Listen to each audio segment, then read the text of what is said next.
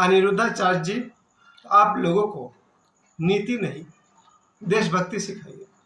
आप जो अपने चैनल पर सिखाते हैं कि लड़कियों छोटे कपड़े मत पहनो, एक से अधिक लव अफेयर मत करो, लिव इन रिलेशनशिप में मत रहो, और भी बहुत सारी नैतिक बातें आप सिखाते हैं, उसके बजाय आप लोगों को देशभक्ति सिखाएं। अनिरुद्धाचार्य जी, आज आपका जन्मदिन है और एक तरह से देखा जाए तो आप मुझसे उम्र में 16 साल छोटे हैं, एक नौजवान है, यानी कि इस समय आपकी उम्र 35 के आसपास है।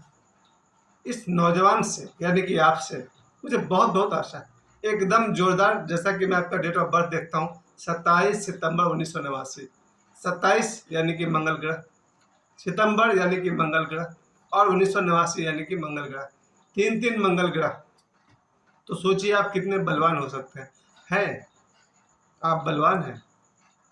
आपका साहस मैंने देखा है, सीढ़ियों से कैसे आप उतरने का मैंने 1-2 वीडियो देखा था। इतना खुल करके बात करना अपने देश के लिए, देश को हिंदू राष्ट्र बनाने के लिए, आपकी बहादुरी बहुत बहुत। तीन तरफ से तो मुझे मंगल ऐसे ही दिखाई पड़ रहा, 27 से भी, सितंबर से भी और 1989 से भी। लेकिन दिन बुधवार था, इसलिए आप कथावाचक बन गए, नहीं तो आप पहलवान बनने वाले थे। बहुत बहुत प्यार है मेरे मन में आपके लिए, गर्व है मुझे अनुराचार्य जी पर, जो लोगों को मंच पर सही राह दिखाने की कोशिश करते हैं। उनके वीडियो जो मैं देखता हूँ कि वो लोगों को मदिरा पान का बहुत विरोध करते हैं। मदिरा पान का विरोध करने का 1-2 कारण तो मैं भी मानता हूँ। पहली बात कि मदिरा पीने के बाद मुंह से बदबू आती है। शायद 1-2 ब्रांड है जिसमें बदबू कम है, लेकिन मदिरा पान से एक तो मुंह से बदबू आती है, जिससे बात करनी चाहिए वो पीछे हटता है। भैया ऐसा काम क्यों करना जिससे मुंह से ही बदबू आ रही है। दूसरी बात कि दारू पीकर आप घर में घुस जाइए, पूरा घर महक जाएगा। फिर निश्चित है कि पत्नी से झगड़ा हो सकता है, भाई बहनों से झगड़ा हो सकता है, बच्चों से झगड़ा हो सकता है। मैंने ऐसे ऐसे कांड देखे हैं जीवन में 50 बार सॉरी, मैंने ऐसे बहुत बार देखे हैं। शराबियों की झंझट भयंकर। अधिकांश शराबी से तो उसके माँ बाप तक नफरत करने लगते हैं इस शराब पीने की आदत की वजह से। अनुराचार्य जी बार बार समझाते हैं, शराब का विरोध करते हैं, शराब पीने का विरोध करते हैं। उनके वीडियो में देखता हूँ, बहुत ही प्यारा बच्चा है आप, बहुत ही शक्तिशाली, देश का भविष्य आप हैं। क्योंकि इस देश में एक समय था जब समाज सुधारक का काम राजा राम मोहन राय ने किया, उस जमाने में दयानंद जी ने किया, फिर विवेकानंद जी ने किया। बिल्कुल उसी प्रकार से आज के युग में अगर देखा जाए तो 2025 में कोई अगर सशक्त और बलवान नीति सिखाने वाले कोई गुरु है तो आप हैं।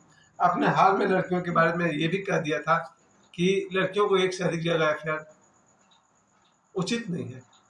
नैतिक बात है, बिल्कुल आपने ठीक ठीक सिखाया है कि एक से अधिक जगह अगर प्रेम संबंध बनाए तो लड़का और लड़की मुसीबत पड़ने वाली है। और आजकल मुसीबत नहीं पड़ती है बल्कि सीधे ही मार डाला जाता है।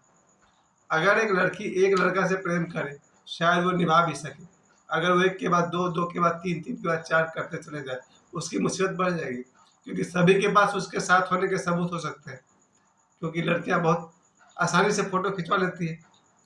अब ये फोटो अगर उसके होने वाले पति को दिखाया जाए या पति को दिखाया जाए तो घर खराब हो जाएगा। ऐसे में अनुराचार्य जी का ये कहना कि लड़कियां एक से अधिक जगह अफेयर कर रही है, नैतिक रूप से आप बिल्कुल सही बात सिखा रहे हैं, लेकिन ये इनकी आज़ादी है। कोई अपनी ज़िंदगी में रोना ही चाहता है तो आप क्या कर लीजिएगा। कोई अपनी ज़िंदगी में तबाही होना चाहता है तो आप क्या करेंगे। कोई अपने घर परिवार में बदनाम ही होना चाहता है तो आप क्या करेंगे। जब एक लड़की मोहल्ले में एक लड़के से बात करती है, पता नहीं क्यों कैसे 10-20 लोग को खबर हो ही जाती है। आज भी हमारे ज़माने में तो था ही, 1989 में जब अनुराचार्य जी का जन्म हुआ था तब मैं कॉलेज में था। उस समय BSc part 1 part 2 final year था मेरा, सॉरी आईएससी सेकेंड ईयर में हम थे। उस समय तो आपका जन्म हुआ है अनुराचार्य जी। हमारे ज़माने में एक लड़का एक लड़की अगर आपस में प्रेम कर बैठे तो उसके घर वाले, लड़की के घर वाले, लड़का के घर वाले, मोहल्ले वाले सब मिलके कूट डालते थे। आज समय थोड़ा सा बदला है, पर इतना खतरनाक हो गया कि आज की लड़की अगर किसी लड़का से प्रेम करे और फिर अगर किसी कारण से वो लड़का किसी और से प्रेम करे, ले लफड़ा, ले झगड़ा, मार काट और क्या क्या हो जाता है। बहुत सारी मुसीबतों का जड़ है। और आप कहते हैं कि लड़कियां एक से अधिक जगह अफेयर न करें। नैतिक बात है। अगर लड़कियां जीवन में सुख शांति चाहती हैं तो मैं भी यही कहूँगा, एक ही से प्रेम करें। दूसरी बात जो आप हमेशा सिखाते रहते हैं, लिव इन रिलेशनशिप का आप विरोध करते हैं। लिव इन रिलेशनशिप में क्या अच्छाई है क्या बुराई है, जरा वो देखिए। अच्छाई तो ये है कि दो व्यक्तियों को साथ साथ रहने की स्वतंत्रता है, कानून से भी, प्रकृति से भी, नेचर से भी। झमेला तो तब बढ़ जाता है जब एक इंसान किसी के साथ रहे फिर वो किसी और के साथ रहे, वो एक परिवार नहीं बना पाता है। और हमारे जीवन में परिवार होना सौभाग्यशाली है, और आपका तो बहुत बड़ा परिवार है। अनुराचार्य जी, आपके आश्रम में न जाने कितने बूढ़ों का, अनाथों का पेट चलता है। आपका परिवार बहुत बड़ा है। आपने हजारों बूढ़ी माताओं को, बूढ़े लोगों को, अनाथ बच्चों को भोजन, कपड़ा, मकान सब कुछ आप दे रहे हैं। आपका परिवार बहुत बड़ा है। आप सिर्फ अपनी पत्नी और बच्चों के लिए नहीं जी रहे, अपनी पत्नी और बच्चों के लिए जीने वाला काम तो हम सब कर ही रहे हैं। हम भी कर रहे हैं, अपने दो बच्चों के लिए कमाते हैं, उतना ही कमाते हैं कि दो बच्चे का पेट भर जाए। लेकिन आप जो कमाते हैं उससे हजारों बूढ़ों लोगों का, बूढ़े औरतों का, बूढ़े आदमियों का पेट चलता है। रोटी, कपड़ा, मकान, दवाई सब कुछ आप देते हैं। आपके पास तो, आपका तो आश्रम का ही नाम है गौरी गोपाल आश्रम, जिसमें सैकड़ों गाय का पेट भरता है। आप गायों को पालते हैं, उनका इलाज कराते हैं, उनकी सेवा करते हैं। आपका जीवन धन्य हो गया है। बस एक कमी मैं आप में देखता हूँ, वो ये है, देशभक्ति सिखाइए। जैसे आपने लड़कियों से कहा कि कम कपड़े न पहने, क्योंकि कम कपड़े काम उत्तेजक होते हैं, वो दूसरे को उकसाते हैं, भड़काते हैं, इसका बुरा प्रभाव खुद लड़की पर ही पड़ सकता है। और एक शालीन और अच्छे वस्त्र पहने वाली लड़की पर जो दृष्टि पड़ती है वो अक्सर बहुत ही सुंदर दृष्टि पड़ती है, लोग उसको अच्छी तरह से भी देखते हैं। लेकिन अगर कोई बेटी कम से कम कपड़े पहन ले या इतने कम पहन ले कि उसका शरीर भी आर पार दिखने लगे, तो उससे बहुत सारी बातें उसके ही लड़की के जीवन में, माँ बाप के जीवन में झंझट खड़ी हो सकती है। ऐसे में लड़कियां कम कपड़े पहने, ज़्यादा कपड़े पहने, उनकी मर्जी, कंबल लपेट के घूमे या जैसे भी घूमे, ये उनका अपना अधिकार तो है। संविधान से भी, ईश्वर की तरफ से भी हर लड़की को अधिकार है कम से कम वस्त्र पहनने का, या फिर सुंदर से सुंदर वस्त्र पहनने का, उसकी मर्जी। तो मैं तो इस बात पे यही कहूँगा, आप जो नैतिकता सिखाते हैं कि लड़कियों को कम कपड़े नहीं पहनना चाहिए, अब उनको अगर जीवन में परेशानी चाहिए ही चाहिए तो आप क्या कर लेंगे?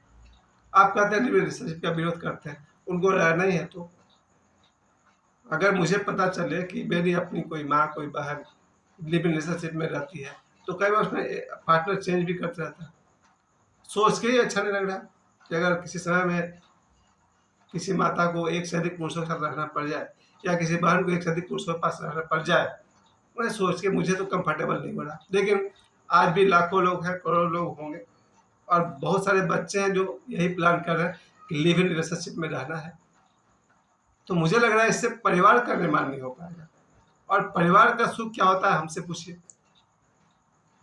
मुझे याद है जब मैं सो कर उठता था तो पहली बात जो मैंने देखी है वह कि मेरे सामने चाय तैयार है। मेरी धर्मपत्नी को चाय बनाने का और पीने का बड़ा शौक था। तो ऐसा अक्सर होता था कि सुबह नींद मेरी खुली और उससे लगभग उनको टाइम पता था कि इतना बजे उठ जाएगा, और वो चाय बना करके रखी है। जैसे ही हम यहाँ हिले कि चाय को गर्म करके मेरे सामने रख दिया। और दिन में कहीं भी रात को 2 बजे भी नींद खुल जाए, अगर संजोग से हम दोनों की नींद खुल जाए, मेरी भी मेरी पत्नी की भी, तो पहला काम यही करेगी कि वो चाय बनाएगी। तो इसे मैं परिवार कहता हूँ। उनका ही देन है कि मेरे दोनों बच्चे हैं, बेटा है, बेटी है, ससुराल है, भतीजे हैं, अरे न जाने कितने लोग मेरे जीवन में जुड़ गए विवाह के वजह से। लिव इन रिलेशनशिप में आपको लगता है कि आपके आपसे बहुत सारे लोग आपके अपने संबंधित हो जाएंगे? नहीं हो सकता। सबसे बड़ा जो कमी मुझे दिखती है कि विवाह जब हम करते हैं तो उससे आपके परिवार में 20 लोग और बढ़ते हैं, और जब आप लिव इन रिलेशनशिप में रहते हैं तो एक भी आदमी आपका एक्स्ट्रा नहीं बढ़ता है। खैर, दूसरी जो जरूरी बात है वो है देशभक्ति। आप लोगों को देशभक्ति सिखाएं। कल ही बरेली में क्या हुआ है, बहुत बड़ा दंगा। जुम्मा के नमाज पढ़ने के बाद फिर लोगों ने नारेबाजी शुरू किए, पुलिस आई, लाठीचार्ज हुआ, अशांति। उत्तर प्रदेश में अशांति, यानी कि मोदी के राज्य में अशांति, सॉरी, योगी जी के राज्य में अशांति और मोदी जी के राज्य में अशांति। लोगों को अब आप सिर्फ ये सिखाइए कि देशभक्ति क्या होता है। जिस देश में हम जन्मे हैं, जिस देश की रोटी खाते हैं, जिस देश की माटी में रहते हैं, जिस देश का आधार कार्ड मेरे पास है, जिस देश का वोटर कार्ड मेरे पास है, जिस देश से हमको राशन मिलता है, बहुत सारे अधिकार मिलते हैं, उस देश के लिए हमारा क्या कर्तव्य है? अनुराधाचार्य जी, आप सिखाएं लोगों को देशभक्ति क्या होता है। हिंदू, मुस्लिम, सिख, ईसाई, चार या और भी लोग होंगे, पारसी भी हो सकते हैं, सिंधी भी हो सकते हैं, इस देश में जितने भी लोग रहते हैं उन्हें आप सिखाइए, देश के लिए जिए, देश की एकता के लिए जिए, देश की मजबूती के लिए जिए। अनुराधाचार्य जी, आपका गौरी गोपाल आश्रम गायों की सेवा करता है, हम धन्य हुए, आपका भी जीवन धन्य हो रहा है। आपके यहाँ वृद्धाश्रम है, अनाथ आश्रम में अनाथ बच्चों का भी आप सेवा करते हैं, वृद्ध माता पिताओं की भी आप सेवा करते हैं, आप धर्म का प्रचार करते हैं, नीति का प्रचार करते हैं। अब आप एक काम और कर दीजिए, भारत के लोगों को, शायद दुनिया के लोगों को देशभक्ति सिखाइए, कैसे देश में एकता है, कैसे देश के लोग मिलजुल कर देश को आगे बढ़ाएं। आपका जन्मदिन के लिए बहुत सारी मंगल शुभकामनाएं। आपका जीवन सफल हो चुका है और अभी तो आप 100 साल और रहने वाले हैं। आपका जीवन आपके सामने, आपका देश आगे बढ़े। हैप्पी बर्थडे अनुराधाचार्य जी।